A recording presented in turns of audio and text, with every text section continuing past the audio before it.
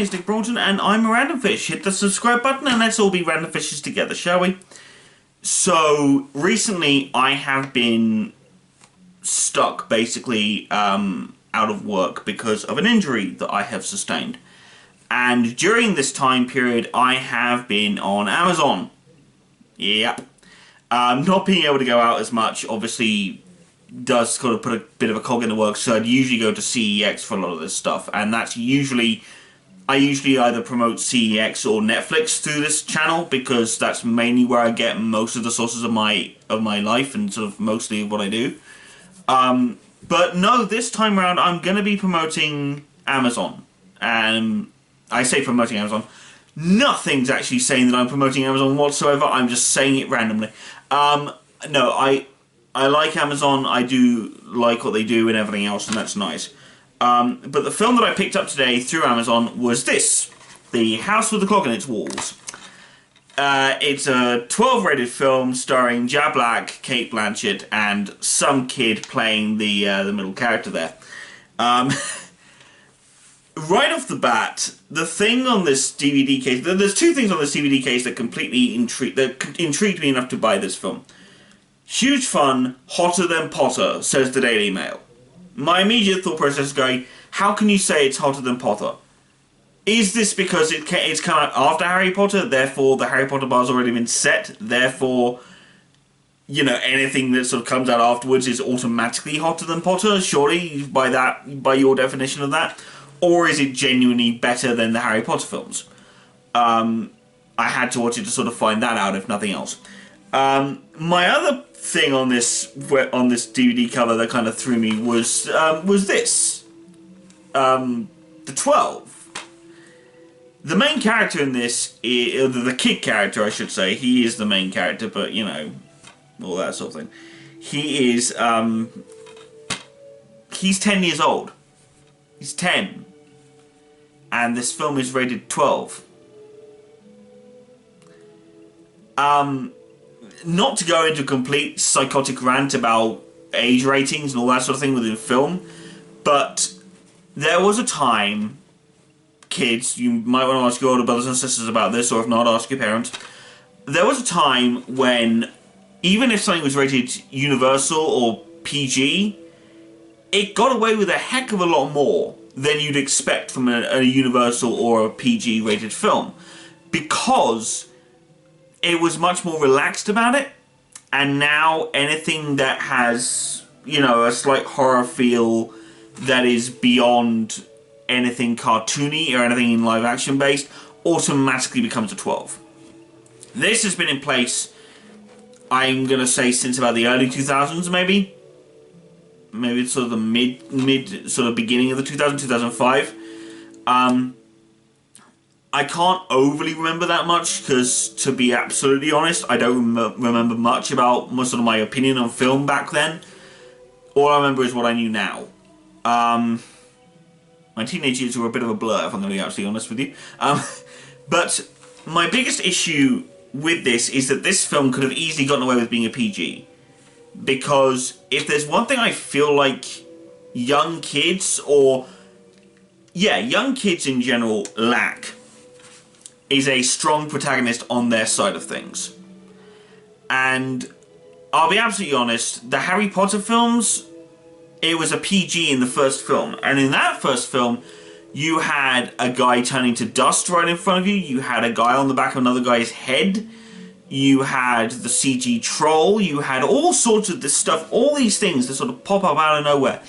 And it felt like Harry Potter 1 was more geared as a PG than it ever was a 12.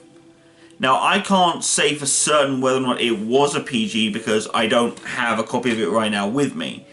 But from what I've gathered, yeah, it was a PG on the first one. And that film got away with a heck of a lot more. I'm going to be honest right now, hotter than Potter, not the first film, it's not, mate. That's where the biggest issue comes from.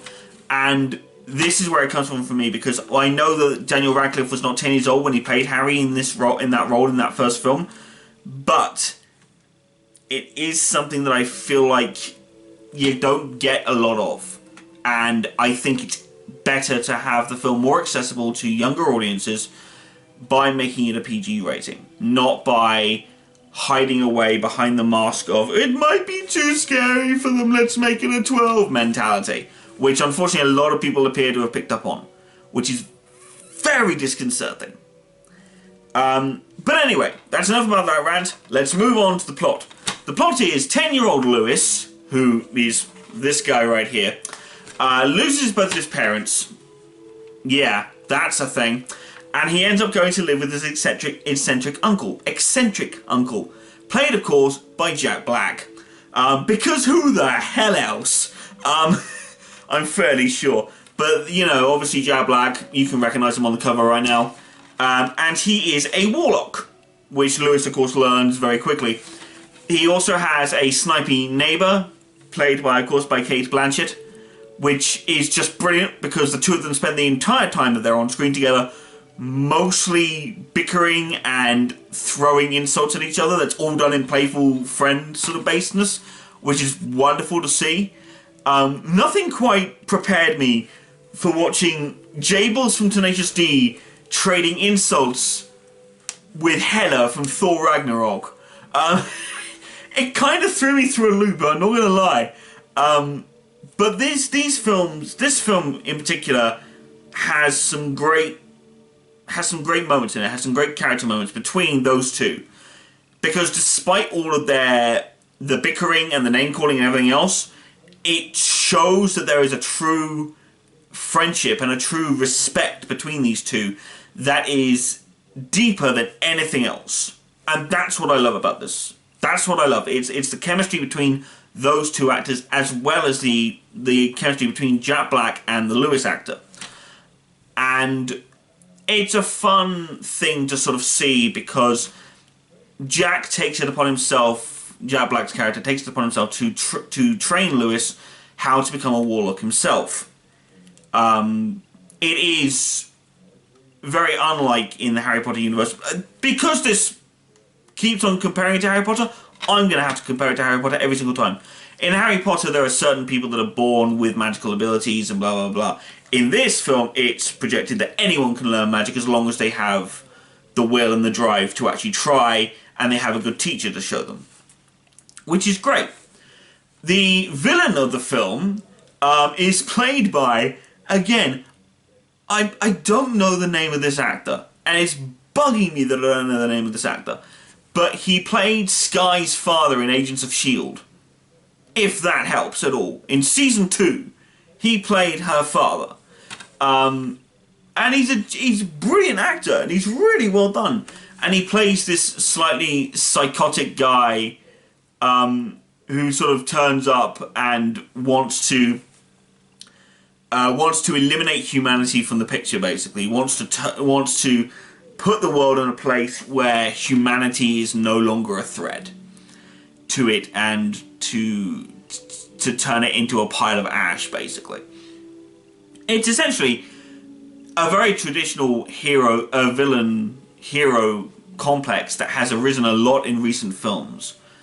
And it's been like that for a while now, but it's nice to have a slightly more complex villain apart from I just want to rule the world. It's nice to have villains that have a bit more complexity to them, not just the heroes. It's nice. It's one of the reasons as to why I've spent so much time watching the MCU films, why most people are attracted to the MCU films, because of the complexity of the villains, at least in the later films, not so much in the earlier films, obviously. But I love the complexity, I love the slight complexity of this villain. He does go overboard with his desire, and he is a bit more monstrous-like at the end, which is very cool to sort of see. And it's just, this film in general is a lot of fun. You see Jack Black rocking a saxophone at a random point, which is kind of cool. You get some very heartfelt moments between Lewis and obviously the actor who plays him, and Cate Blanchett's character, which is very well done. They're both really good with this kid, and I was watching the behind-the-scenes stuff again on the DVD. If you ever get a chance to buy it, please do, and please check it out. The actual chemistry between them is Jack bonds so much better with this kid. They both do. They bond really well, and this kid is incredible. From what I've seen of the backstage stuff, he is super professional, and he was really engaging, and he was really sort of hyper, and his hyperactivity sort of infected everyone else on the set, which, as someone who has been in rehearsals for plays and actually been involved in a film shoot myself, I can tell you that it is nice to have hyperactivity. It's good to have enthusiasm from cast members and from other members of the crew, because it does infect everyone else, and it does make you want to make a better film possible, which is something that I always enjoy seeing. Wickedly magical fun. I mean, I'm not going to trust anything the sun says. I'm sorry, I'm just not. The sun is a wonderful thing, but just no. Just no. Ever no. There's all sorts of beautiful things in there. Cate Blanchett does say one of the best lines in the film, which I will always enjoy hearing on film from any actor or actress at any point. I don't care who it is, but anyone who proceeds to stand in a scene and say, "Oh my giddy aunt," on screen, instantly my favourite line of the whole film. I don't care what the film is. I love the idea of that being in a film somewhere, because it's a fun idea. Shut up. But this film hasn't gripped enough people, from what I can understand. I have not heard people go nuts over this film. If they did, then I completely missed it. But I've seen clips. I saw clips of it before I watched this film.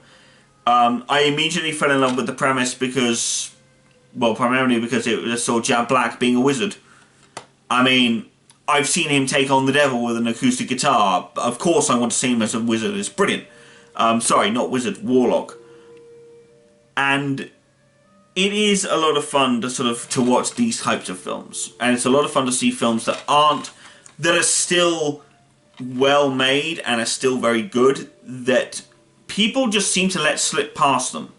And that's where a lot of these videos come from. It's from my desire to sort of show you guys out there that there are these alternatives that are not only well made in terms of their visual aspect, but are also well made in terms of their character writing, in terms of their directing, in terms of their casting, in terms of the actual acting on screen. I mean, like I said, there's a brilliant moment when the kid reveals something and Jack goes nuts at him, and it's brilliant. But you know what? Check it out for yourself. This film is incredible. Check it out for yourself. Randomfish out.